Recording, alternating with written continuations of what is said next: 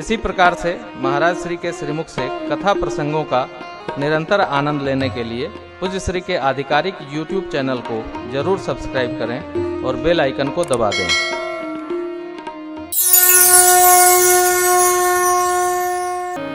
लक्ष्मण जी महाराज गए, तारा मैया को वग्रह किया है रामन जी हनुमान जी ने, और सुग्रीव जी को लेकर भगवान की शरण में आए। आते सुग्रीव क्षमा मांग लिए, नाथ विषय हरिलीन सी ज्ञाना। बड़े सिद्धांत बघारे सुग्रीव जी ने।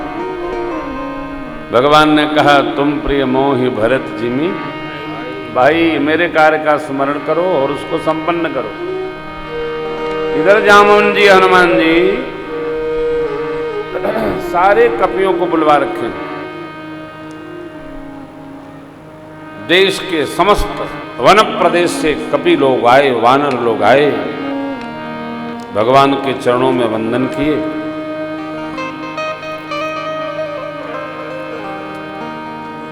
सुग्रीव जी ने संबोधन प्रारंभ किया, पहले सिद्धांत नीति बताए। अग्नि नारायण की सेवा सरमुख से करनी चाहिए और सूर्य भगवान की सेवा पृष्ठभाग से करनी चाहिए, लेकिन श्रेष्ठ स्वामी की सेवा मनसा वाचा कर्मणा छल त्याग कर करना चाहिए। आग कभी भी पीछे से नहीं सेकनी चाहिए, वरना पता चला शरीर जल गया। प्रतिवर्ष जाड़े में आप सुनते होंगे, लोग कक्ष में अंगीठी जला लेते हैं, रजाई ओढ़कर सो जाते हैं, कभी धुआं हो गया, पता चला ये तो चले गए। अग्नि की सेवा सन्मुख से करनी चाहिए। सदग्रंथों में आदेश है व्यास जी कि सूर्य भगवान के उदित होते यात्रा पश्चिम की ओर करनी चाहिए, कि सूर्य भगवान की रश्मियां पीठ पर पड़े, और दोपहर बाद यात्रा पूरब को करनी चाहिए कि उनकी रश्मियां पीठ पर पड़े। ये बुजुर्गों ने सिद्धांत कहा है। कभी भी प्रभात बेला में पूरब की यात्रा नहीं करनी चाहिए, सूरज भगवान से ही बचते बचते दोपहर हो जाएगी, यात्रा बनती कम है। नीतियां हैं। सुग्रीव जी ने कहा, परमात्मा का कार्य है, मां का अन्वेषण करना है, समस्त दिशाओं में सभी लोग जाइए, मां का पता लगाकर आइए, बिना पता लगाए जो आएगा मेरे हाथों मारा जाएगा। मनुष्य को कर्तव्य पथ पर दृढ़ रहने के लिए जिस प्रकार इनाम पुरस्कृत करना आवश्यक है, उसी प्रकार यदि कार्य संपन्न नहीं हुआ, दंड का भी विधान अनिवार्य होना चाहिए। दंड का विधान नहीं होता तो व्यवहार शास्त्र में कठिनाई होती है।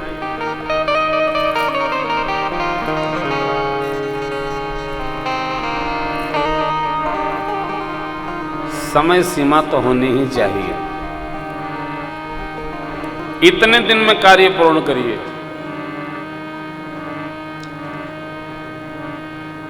आपने सुना हो, साउथ में एक जज साहब नियुक्त हुए, उन्होंने एक दिन में 1000 मुकदमों का फैसला कर दिया। बड़ी चर्चा रही पूरे देश में।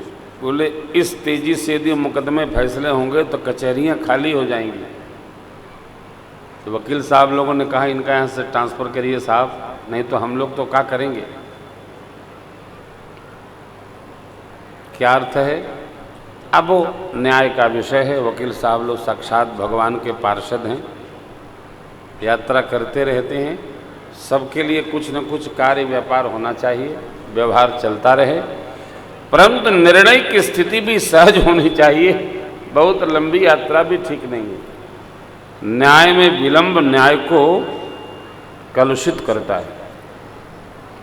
न्याय देखिए, हिसाब और न्याय ये दोनों में विलंब नहीं, दोनों में विलंब माने हेरा फेरी। आचार्य चाणक्य कहते हैं, न्याय तत्काल हो और हिसाब भी तत्काल हो। किसी को हिसाब सौंप दीजिए, कहिए जरा बना करके दे जाइए, सोमवार को देंगे, मंगलवार को देंगे, जनवरी में समय नहीं है, फरवरी में देंगे, यानी हेरा फेरी करेंगे तब देंगे। अच्छी बात नहीं है। लिखो, तत्काल भेंट करो। क्या बनाएंगे आप, क्या बिगाड़ेंगे? हिसाब में देरी, हेरा फेरी, न्याय में देरी, न्याय में अंधेरी, ठीक न हो। तो वो पद आया है ना, दीननाथ कचहरिया में न्याय होला दीना। लिखल बा, बहुत बढ़िया। चलो राम राम का लिखल बा।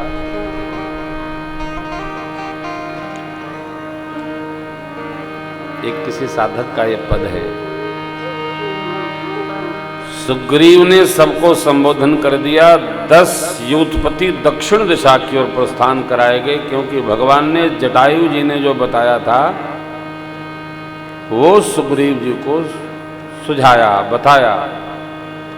तात श्री जटायु जी ने कहा था दक्षिण दिशा की ओर कोई असुरों का राजा रावण नाम है ले गया है।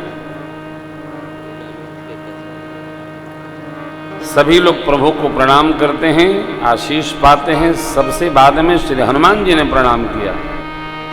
पाछे पवन तने सिरनावा, जान काज प्रभु निकट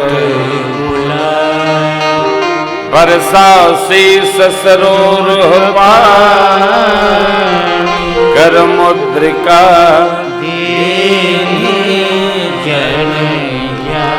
भगवान ने श्री हनुमान जी के बदन को वज्र के समान कर दिया।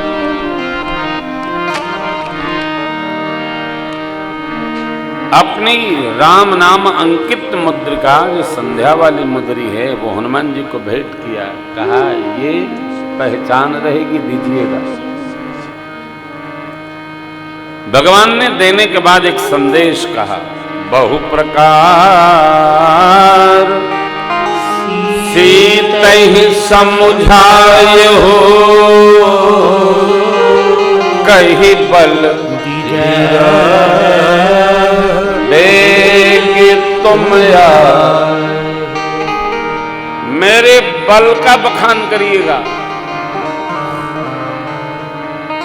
और मेरे भाव विरह को भी बताइएगा। शीघ्र आइएगा।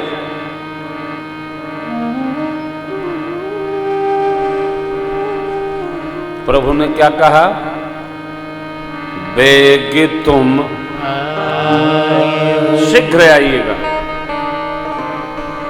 अब जब मेरे भगवान ने कह दिया शीघ्र आइएगा, तो श्री हनुमान जी को कोई रोकने वाला नहीं है। तो आगे का ये जो सुंदरकांड का प्रसंग है, ये क्या है? अब तो ये प्रबंधन है गोस्वामी।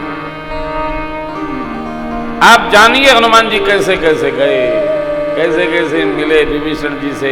नगर दर्शन के बाद मां से मिले, मुद्रिका दिए, आशीष पाए, वन बुझार रावण को प्रबोधित किए, पे लंका भस्म भई, और वापस आशीर्वाद चूड़ामणि लेकर भगवान की शरण में आ गए। क्योंकि भगवान ने कह दिया, कही बल बिरह बेग तुम आए।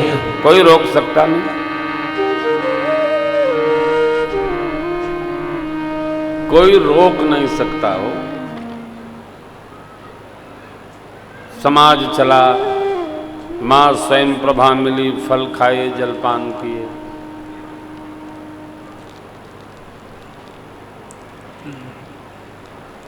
मां स्वयं प्रभा ने समुद्र के तट पर भेजा।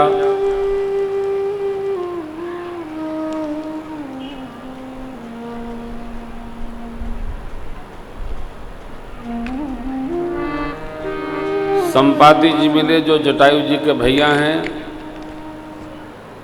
मां कहाँ है, संदेश बताए। सब लोग समुद्र के तट पर बैठे विचार करते हैं कौन जाएगा, क्योंकि संपाति जी ने कहा था, जो नाघई सत जोजन सागर करई सुराम काज मति अगर 100 योजन का सागर जो लंघन करेगा वही बुद्धिमान व्यक्ति माता जी का पता निज निज बल सब काहू भाखा पार जाय कर संशय बूढ़ा हूं जरठ भयऊं अब कहे रिशेषा नहीं तल रहा बलि बांधत प्रभु बाढ़ऊ सो तन बरनी न जाय भय घड़ी मह दीनी सात प्रदक्षिण बूढ़ा हो गया मैं बूढ़ा हो गया शेर अभी क्या जाने लोग तिवारी जी अब बूढ़े हो गए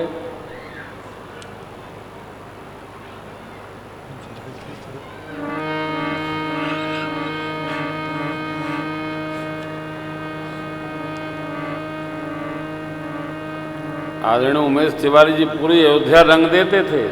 प्रेम मूर्ति पूज्य संत श्री प्रेम भूषण जी महाराज के श्रीमुख से श्री राम कथा सुनिए 200 दीवाल अयोध्या की राम कथा करती थी।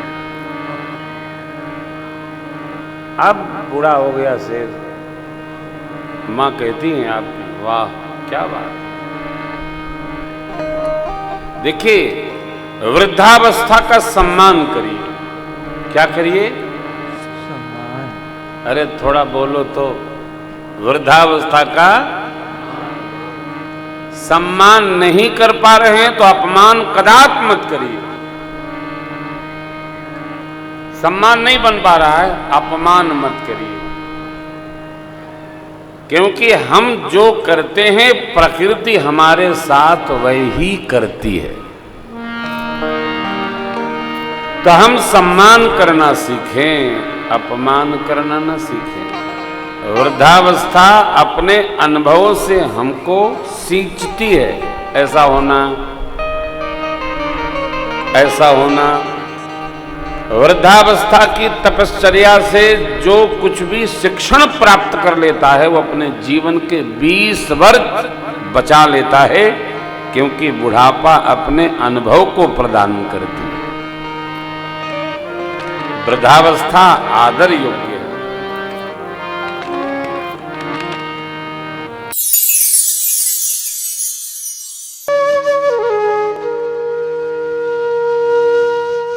इसी तरह सुनते रहिए।